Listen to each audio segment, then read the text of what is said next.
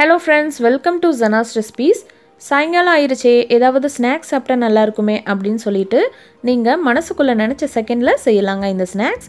இந்த ஸ்நாக்ஸ் செய்கிறதுக்கு 5 நிமிஷமே அதிகம்னு சொல்லலாம்.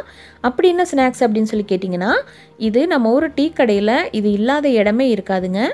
வேறு ஒன்றும் இல்லைங்க, நம்ம வெங்காய பக்கோடா தான். இதை வந்து நீங்கள் டீயோ அல்லது காஃபி கூட வச்சு சாப்பிட்டிங்கன்னா இதை அடிச்சுக்கிறதுக்கு ஆளே கிடையாது.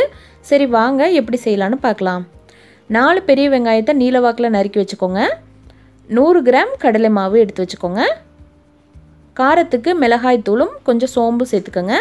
பச்சை மிளகா, கருவேப்பிலை, கொத்தமல்லி இருந்தால் சேர்த்துக்கோங்க. அரிசி மாவு 50 கிராம் எடுத்து வச்சுட்டு எல்லாத்தையும் சேர்த்து நல்லா மிக்ஸ் பண்ணி விட்டுருங்க.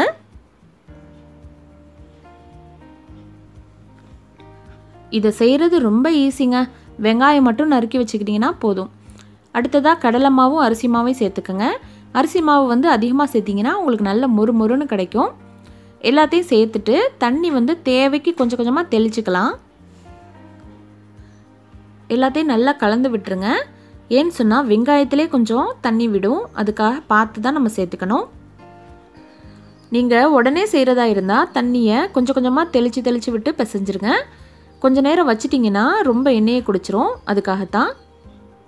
நான் இன்றைக்கி பிசைஞ்ச உடனே சேர்க்குறேன், அதனால் தண்ணியை வந்து கொஞ்சமாக தான் சேர்த்துருக்கேன்.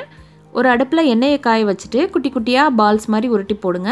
அல்லது உங்களுக்கு எந்த ஷேப்பில் பிடிக்குதோ அந்த மாதிரி கூட போட்டுக்கலாம், ஒன்றும் பிரச்சனை இல்லை. நல்லா உதுத்து கூட விட்டுக்கலாம். கொஞ்சம் கொஞ்சமாக கேப்பு விட்டு நல்லா எல்லாத்தையும் போட்டுருங்க. அதுக்கப்புறமா திருப்பி விட்டுக்கலாம். போட்டு ஒரு நிமிஷம் விட்டுருங்க அப்படியே. அதுக்கப்புறமா மெதுவாக அசைச்சு திருப்பி விடுங்க. பார்த்தீங்கன்னா நல்ல கோல்டன் ப்ரௌன் ஆனதுக்கப்புறமா எடுத்துக்கலாம். நல்ல முறுமுறுன்னு இருக்குங்க. ஃபஸ்ட் பேட்ச் எடுத்ததுக்கப்புறம் அடுத்த பேட்சை போட்டுக்கோங்க. நல்ல எண்ணெயை வந்து ஓரளவுக்கு மிதமான சுட்டில் வச்சுக்கோங்க. நல்ல கோல்டன் ப்ரௌன் ஆனதுக்கப்புறமா தான் எடுக்கணும். ரொம்ப ஈஸியான ஒரு ஸ்நாக்ஸுங்க இது.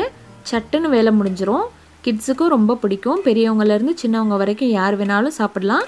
சட்னி கூட வச்சு சாப்பிட்லாம், அல்லது டீ காஃபி கூட வச்சு சாப்பிட்லாம். ரொம்ப அருமையான சுவையாக இருக்கும். வாவ் பாருங்கள், ரொம்ப சுவையான முறுமுறுன்னு இருக்குங்க. இப்போ தான் நான் சாப்பிட்டு பார்த்தேன், ரொம்ப அருமையாக வந்திருக்கு. ஓகே, இதே போல் நீங்களும் செஞ்சு பார்த்துட்டு உங்கள் கமெண்ட்ஸ் அண்ட் ஃபீட்பேக்கை சொல்லுங்கள். இந்த வீடியோ பிடிச்சிட்டா லைக் பண்ணி ஷேர் பண்ணுங்கள். மறக்காமல் சப்ஸ்கிரைப் பண்ணுங்கள். தேங்க்யூ. தேங்க்ஸ் ஃபார் வாட்சிங்.